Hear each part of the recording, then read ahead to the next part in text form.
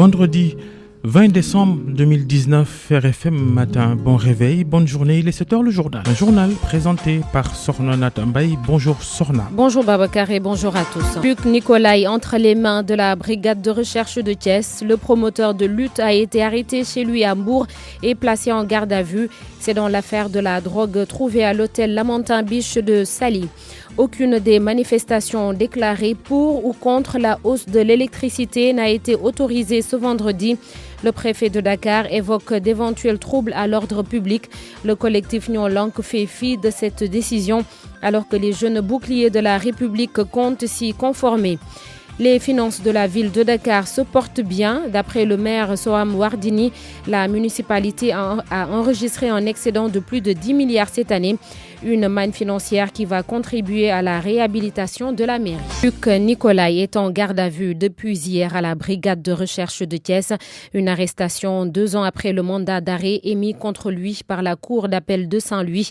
Le promoteur de lutte a été condamné à 5 ans de prison, dont 1 avec sursis, dans l'affaire de la drogue trouvée à l'hôtel Lamentin Biche de Sali. C'était en première instance en 2012. Cheikh Anta Diop. Le célèbre promoteur de lutte, Luc Nicolaï, a été arrêté en début de soirée aux environs de 21h. Il est actuellement en garde à vue à la brigade de recherche de Thiès. D'après certaines indiscrétions, cette nouvelle arrestation pourrait être liée à l'affaire de la drogue qui lui avait déjà valu un séjour carcéral avant d'obtenir une liberté conditionnelle. L'homme d'affaires et promoteur de lutte, Luc Nicolaï, avait fait l'objet d'un mandat d'arrêt finalement non exécuté, condamnation confirmée par la Cour suprême. Pour rappel, il a été condamné à 5 ans de prison, dont 2 ans ferme dans l'affaire du Lamentin Beach. Ses avocats, Maître Bamba Sissé et Baboucar Sissé, sont attendus à Thiès pour assister à la première audition de leur client. Cette arrestation est intervenue suite à l'annonce de l'officialisation du combat qu'il a ficelé entre Modulo et Ama Baldé. Aujourd'hui, le monde de la lutte redoute le report du combat qui a été prévu le 21 juin 2020. RFM Thiès, Cheikh Anta Diop. Le préfet de Dakar a interdit la marche du collectif Nyon Lank pour la libération de ses membres arrêtés et contre la hausse des coûts de l'électricité. Alioune Badara Samb précise que la même plateforme a déposé 2 demandes sur 2 itinéraires. Une réelle menace à l'ordre public d'après l'autorité administrative. Alioune Badara Samb était sur le plateau de Soir d'Info de la TFM. Ces 2 déclarations sont signées par 3 personnes. Les mêmes 3 personnes, je pourrais les citer, Ousmane Wade, Fatima Mbeng et Alioune Ibdou Abataliso du Bentalab. Mais la curiosité, c'est qu'il y a concomitance de ces 2 manifestations. Je crois que cela pose problème parce qu'ils ont fait une déclaration pour une marche sur l'itinéraire Place de l'Indépendance, palais présidentiel, mais également une autre déclaration sur l'itinéraire Obélisque RTS. Face à cette situation, vous conviendrez avec moi qu'il y a problème parce que les mêmes personnes ne peuvent pas marcher sur 2 itinéraires différents. Ça, c'est un premier point. Le deuxième point également, c'est les menaces réelles de troubles à l'ordre public parce que les motifs qui sont invoqués sont des motifs clairs. Il y a également des risques d'infiltration par des personnes mal intentionnées parce que lorsque la déclaration est faite dans les délais 3 jours francs, l'ensemble des services de l'État sont mobilisés pour permettre d'apprécier. Parce que fondamentalement, avant même d'interdire, à chaque fois, nous proposons des itinéraires alternatifs. Et puis, la détermination de Nyon Lank de manifester ce vendredi. Le collectif va d'ailleurs tenir une conférence de presse ce matin pour définir la conduite à tenir. L'autre marche de ce vendredi était initiée par les jeunes boucliers de la République. Ces derniers ont décidé de se conformer à la décision du préfet. Écoutons leur porte-parole Youssou Niang et Alioune Sané, porte-parole du collectif Nyon Lank avec Omar Mbow. Nous avons reçu l'arrêté interdisant le rassemblement citoyen prévu par le collectif Nyon Lank à la place de l'indépendance. Le collectif Nyon Lank avait fait tout ce qu'il fallait en termes de procédure. Maintenant, nous organisons une conférence de presse ce vendredi à 9h pour parler non seulement de cet arrêté-là, mais en même temps pour parler de ce rassemblement pacifique qui est prévu à la place de l'indépendance à 15h. Nous sommes des républicains et des légalistes. Nous sommes obligés de surseoir. Donc l'autorité a décidé et nous sommes obligés de surseoir. Les boulangers de la banlieue de Dakar vont marcher ce vendredi pour fustiger cette augmentation des prix de l'électricité. Ils estiment que le secteur est déjà dans des difficultés et cette décision va tout simplement paralyser leurs activités. Ils étaient face à la presse hier. Le président du regroupement des boulangers du Sénégal, Modou Gueye, est interrogé par Salif Sow. Nous serons au devant de la scène parce que ça nous implique directement. Considérons que ces gens-là mènent une bataille pour nous, les boulangers et petites entreprises. Je pense qu'aujourd'hui, tous ceux qui s'activent dans l'économie informelle, qui utilisent le courant, seront impactés. Alors nous serons au devant de la chaîne. D'autre part, nous demandons à tous les boulangers du Sénégal d'ouvrir les yeux. On ne peut pas permettre qu'une groupuscule de personnes mène une politique au détriment de l'ensemble de ceux qui s'activent dans le secteur. Il y a 1800 entrepreneurs, 1800 patrons de boulangers qui aujourd'hui souffrent et on est en train de jouer de la comédie pour nous parler d'imagerie, pour nous parler de céréales locales, pour nous parler de formation. Il y a des priorités à toutes choses. La priorité, c'est comment assister le patron boulanger à maintenir son outil de travail, à pérenniser les emplois, à s'en sortir et renouveler son parc d'exploitation. Et pendant ce temps, le ministre du Pétrole et des Énergies et le directeur général de la Sénélec étaient à Fatick pour l'inauguration de 4 centrales solaires dans les îles. Des infrastructures réalisées dans le cadre de la coopération entre le Sénégal et l'Allemagne. Les populations concernées vont désormais avoir de l'électricité en permanence. Aminata Goudiaby. Les localités bénéficiaires de ces 4 centrales solaires haut de gamme sont les communes de Dionewar, Bassou, Dirna et le village de Betinti situé dans la commune de Toubacouta. Les habitants de ces zones insulaires vont désormais avoir de l'électricité 24 heures sur 24, ce qui jusque-là n'était pas le cas. Mohamedou Matar Cissé, ministre du Pétrole et des Énergies. Il est quand même utile de souligner l'importance de ces centrales avec leur technologie hybride, solaire, diesel, dans la résorption de la fracture énergétique, car elles permettent de donner de l'électricité en continu pour les populations ne bénéficier que de 12 heures d'électricité. Et ces belles réalisations témoignent de la coopération et de l'exemplarité, surtout de cette coopération entre le Sénégal et l'Allemagne. Et cela constitue également une illustration parfaite du combat que nous menons pour l'accès à l'électricité pour tous. La réalisation de ces infrastructures s'inscrit aussi dans le cadre d'un programme de promotion des énergies renouvelables. Des centrales hybrides et solaires sont aussi construites dans d'autres localités du Sénégal. Pape Dembo Bitey est le directeur général de la Sénélec. Et ce programme comprend également la réalisation de 3 centrales hybrides solaires diesel à Goudiri, Kidira et Médina Gounass. L'objectif ambitieux du gouvernement du Sénégal, qui est d'augmenter de 30% la part des énergies renouvelables, passe nécessairement par l'introduction de centrales photovoltaïques connectées au réseau et hors réseau. Nous pouvons noter ainsi la concrétisation de cet important programme d'un montant de 38 millions d'euros, 34 millions d'euros financés par la Banque de développement allemande. La cérémonie d'inauguration des 4 centrales solaires réalisées dans les îles du Saloum s'est tenue à Dionewar. Les populations s'y sont donné rendez-vous et la fête était belle. Aminatou Goudiaby, Fatick RFM. La santé financière de la municipalité de Dakar s'améliore. Propos du maire Soham Wardini. La mairie vient d'enregistrer un excédent de plus de 10 milliards avec le versement dans ses caisses de la solde 2018-2019 relative à la patente. Une somme au moment où la mairie démarre sa réhabilitation pour un montant de 800 millions de francs CFA. Le conseil municipal s'est réuni hier. El Hadj Ndate Diop. Une bouffée d'oxygène qui vient à point nommé, apprécie l'édile de la ville de Dakar. Avec une telle somme, la mairie de la capitale appréhende 2020 en rose. Soham El Wardini. Elle s'améliore, alhamdulillah, parce que quand même on nous a versé la celle de 2018 et de 2019, ce qui fait que nous avons un excédent de plus de 10 milliards. Et je disais tout à l'heure que c'était l'occasion de remercier les services financiers de l'État. Ce n'est pas exactement ce qu'on veut, mais je pense que c'est un bon début pour démarrer l'année prochaine. Déjà, la mairie engage sa mue et s'installe provisoirement au building communal le temps d'une réhabilitation. Vous avez remarqué qu'il n'y a plus personne ici au niveau de l'hôtel de ville. Nous avons donc pratiquement fini le déménagement la semaine dernière pour la réhabilitation de l'hôtel de ville. Mais en plus de cela, il y a le bâtiment, l'annexe de l'hôtel de ville qui a démarré ses travaux depuis 3 mois, je pense. Et les travaux avancent bien. L'échéance des travaux, c'est 9 mois. C'est FH qui a gagné le marché et qui nous a dit que le marché allait durer 9 mois. 800 millions alors, 800 millions donc pour réhabiliter l'hôtel de ville. La voirie, l'électrification, le pavage et l'amélioration du cadre de vie, entre autres priorités de la municipalité de Dakar. Le conseil municipal, ouvert ce jeudi, se poursuit à Saly pour une préparation de l'orientation du budget 2020. El Hadj Ndati Diop, le gouvernement a donc versé la SEL à la mairie de Dakar. La SEL, c'est la contribution économique locale. Babacar, il est 7h10. Le journal de Sorna Natambaye, merci. Également, nous avons entendu au cours de votre journal les propos du préfet de Dakar qui interdit les manifestations prévues de tous bords sur la place de l'Indépendance ce vendredi. Le préfet a-t-il abrogé l'arrêté Ousmane Ngom? Il ne l'évoque pas dans son interdiction et parle plutôt de risque de troubles à l'ordre public.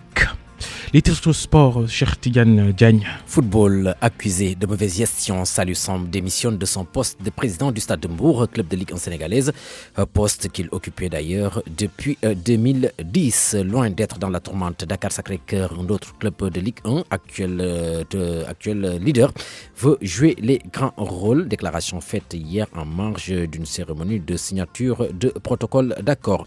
118 millions au club de Ligue 1, Ligue 2 et aux autres ASC. La fédération vient en appui aux acteurs du football. Babacar. Merci cher. Bonjour Charles Faye. Bonjour Babacar. A tout de suite pour votre chronique du vendredi. RFM Matin 7h40, notre invitée, l'opposante Maïmouna Bousso, présidente de Force Citoyenne. Aujourd'hui 20 décembre, l'anniversaire de la mort de Léopold Sédar Senghor. La culture, c'est tout de suite, c'est Anna Rocha. Je voudrais, comme président de la République, vous faire mise à Dieu. Bonjour à tous. Il y a 18 ans aujourd'hui que disparaissait le président poète Léopold Sédar Senghor. Pour lui rendre hommage, les manufactures des arts décoratifs de Thiès exposent à partir de ce vendredi des tapisseries réalisées dans ses ateliers. L'exposition est prévue au Monument de la Renaissance, occasion pour le grand public de découvrir les extraits du discours inaugural de la Manufacture nationale de tapisserie prononcé par Léopold Sédar Senghor le 4 décembre 1966. Le musée des civilisations noires lui continue de célébrer son premier anniversaire. Demain samedi, dernière rencontre scientifique.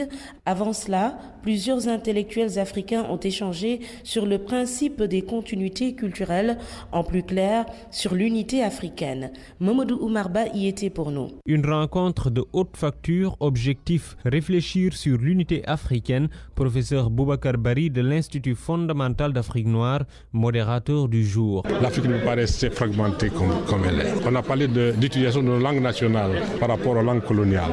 Il s'agit de mettre nos langues nationales au même niveau que les langues coloniales. Malgré les frontières géographiques, linguistiques et culturelles, il est bien possible pour les pays africains de s'unir. C'est la conviction du professeur Mamadou Diouf de l'Université Columbia des États-Unis. On construit l'unité dans la diversité. C'est pas parce qu'on se ressemble qu'on doit aller ensemble, mais on peut aller ensemble parce qu'on a décidé d'aller ensemble. C'est-à-dire ce qu'il faut, c'est d'avoir un programme pour aller ensemble, d'amener les gens à accepter qu'ils peuvent faire des choses ensemble parce que c'est mieux. Le projet de déberlinisation, c'est-à-dire déconstruire les marges de la conférence de Berlin ou le partage de l'Afrique, un projet qui peut être exploré, mais il soulève beaucoup de questions chez Hassan Faye, étudiant et responsable de la section Histoire et Géographie de la FASTEF. Est-ce que l'Afrique est prête? Est-ce que les intellectuels africains sont prêts à accompagner ce projet? Est-ce qu'il n'y a pas des gens qui sont acculturés? Est-ce qu'il n'y a pas pour certains qu'on traite des fuites de cerveau? La prochaine et dernière rencontre est prévue ce 21 décembre.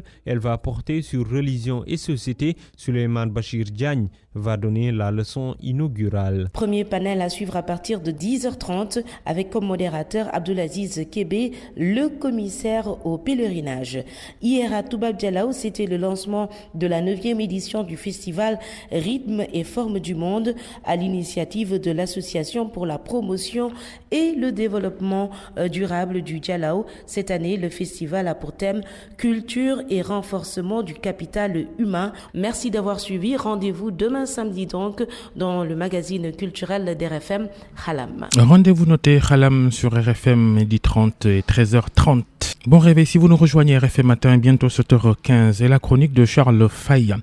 Les citoyens sénégalais qui se regardent en chaîne de faïence, manifestation contre manifestation, invective et tout cela, il y a un responsable, il s'appelle gouvernement du Sénégal.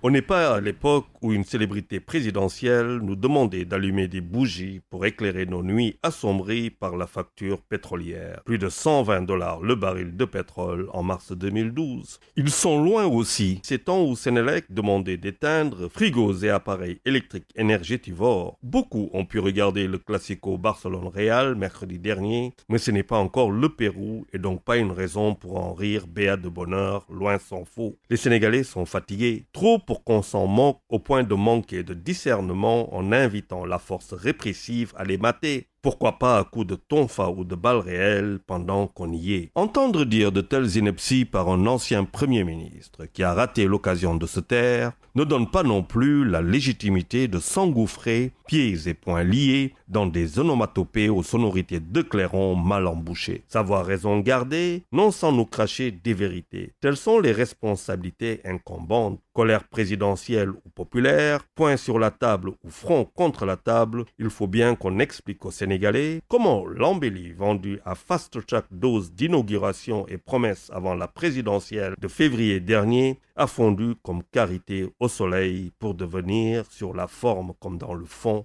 un cauchemar social. La chute vertigineuse du prix du baril du pétrole des fins 2012 et sa stabilité constatée depuis quelques années, sans d'ailleurs que l'administration Sall n'applique la vérité des prix jusqu'en 2017, n'a-t-elle eu aucun impact favorable pour le Sénégal? Que rapporte à notre économie, l'une des 25 les plus pauvres au monde, la ville pharaonique de 2 milliards d'euros, Diamniadio, construite dans un no man's land privé d'eau courante et d'électricité? Que nous rapporte Ila Touba, dressé à plus de 400 milliards de francs CFA et toujours en attente d'une fréquence solvable? Que rapporte à l'économie le terre, dont il se dit que l'addition finale pourrait se corser? Que dire du BRT, des autoponts, sans compter les nouvelles infrastructures sportives à construire en vue des Jeux Olympiques de la jeunesse prévus en 2022 chez nous pour la première fois en Afrique? Qu'est-ce qui justifie 2 lois de finances rectificatives de plus de 10% du budget, sans compter la dette intérieure et la douloureuse de l'extérieur, bardée de services à nous faire frémir d'indécence et à hypothéquer déjà l'avenir de notre descendance encore située dans les incertitudes de la procréation?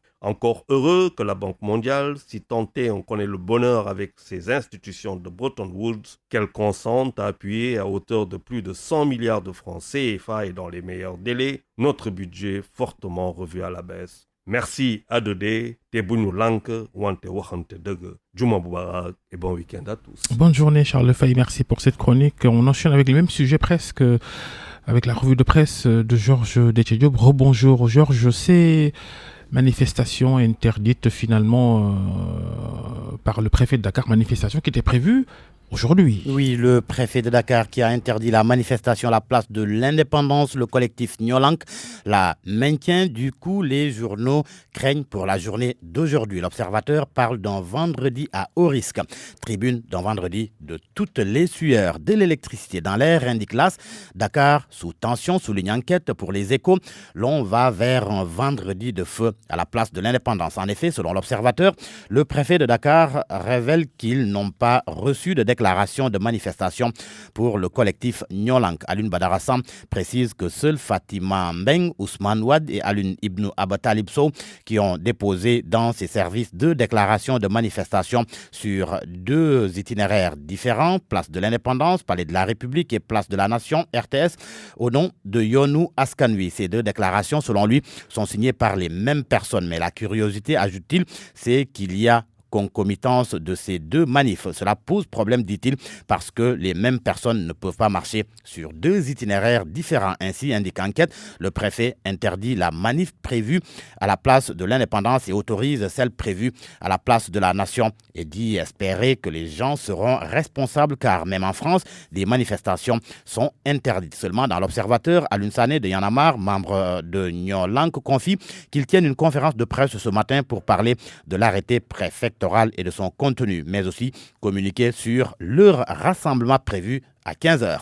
Dans l'enquête, Mignan Diouf, le coordinateur de Nyolank, déclare qu'ils ne peuvent pas dévoiler leur stratégie. Et pourtant, Source A fait savoir que les camarades de Guy Marius Sagna et Babacar Diop ont décidé de faire la prière du vendredi en centre-ville pour être plus près du lieu de la manifestation, histoire de dribbler les forces de défense et de sécurité. Mais qu'ils se le tiennent pour dit, et Vox Populi l'a relevé, le palais et la place de l'Indépendance sont bunkerisés, ce que confirme Les Échos. Mon confrère note que la place de l'Indépendance et toutes les voies qui débouchent au palais sont sous haute surveillance policière depuis hier. Il s'agit donc d'un test grandeur nature pour le nouveau commissaire central El Hadj Cheikh Dramé. En tous les cas, de l'avis de Source A, le combat de ce 20 décembre entre la préfecture de Dakar et le collectif Nyolank revêt un cachet exceptionnel car quiconque colonise la place de l'Indépendance en ce vendredi pourra avoir une ascendance psychologique sur son vis-à-vis et gagner la bataille finale. Tous les yeux sont donc rivés sur la place de l'Indépendance. À Thiès, c'est l'affaire du trafic de drogue au Lamentin Beach de Sali Portudal qui refait surface. Et pour cause, Luc Nicolaï retourne en prison selon le quotidien pour 4 ans, précise l'Observateur. Le journal Le Quotidien souligne que, rattrapé par l'affaire de la drogue au Lamentin Beach, Luc Nicolaï a été arrêté hier par la gendarmerie à Thiès avant d'être renvoyé en prison en application du mandat d'arrêt lancé contre lui par la justice. Le journal qui ajoute qu'il faut savoir que la Cour suprême avait confirmé en juillet dernier la décision de la Cour d'appel de Saint-Louis qui avait condamné Luc Nicolaï à 5 ans, dont 1 an avec sursis. À la une de Libération, la démission jugée fracassante du directeur des bourses. C'est à travers une lettre au vitriol que Lansana Konaté a démissionné. Quelques passages de la lettre à la une de Libération. Il n'est pas acceptable, selon lui, qu'il soit demandé au directeur des bourses d'acheter chaque année la paix en suppléant aux défaillances de tout un système par des paiements indus. L'avenue Cheikh Anta Diop est quotidiennement envahie par des soi-disant collectifs dont la légalité reste douteuse. Il ajoute que pour l'UGB, on ne peut pas demander au directeur des bourses de payer une année invalidée. Notre direction, qui gère quelques 70 milliards de francs CFA, ne peut même pas disposer d'une ligne téléphonique. Et pour terminer, les sports avec Sadio Mané, qui va vers sa 4e finale en 2019. Le sujet est à la première page du journal Record. La C1, la Supercoupe, la CAN, le mondial des clubs. Le journal Record qui nous annonce également que le président Saliou Sam a démissionné de son poste de président du Stade de Mbour.